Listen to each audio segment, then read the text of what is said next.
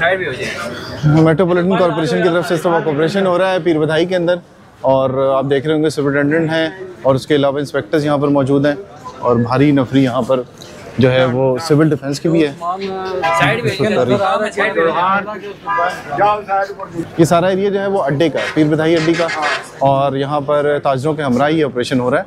जिन जगहों पर सामान रखा हुआ है वो देखा जा रहा है कि कहीं पर कोई तजावुज़ तो नहीं हो रहा। तो ताजिर रहनुमा भी इस वक्त मौजूद है।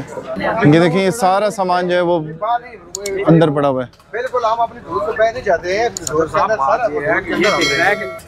अगर वो एविडेंस हमारे पास निकल आए कि ये बाहर था तो फिर आप निकलवाई करें सर, हमारे साथ नहीं।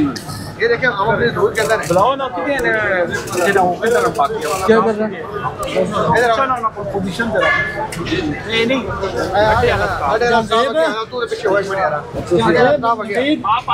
अभी देखा जाएगा, ये पिक्टोरियल एविडेंस देखी जाएगी कि यहाँ पर अगर पिक्चर्स बनी हुई हैं कि ये तजावुज़ कर रहा था तो इस जगह के खिलाफ जो है वो कार्रवाई होगी। अब देख रहे हैं यहाँ पे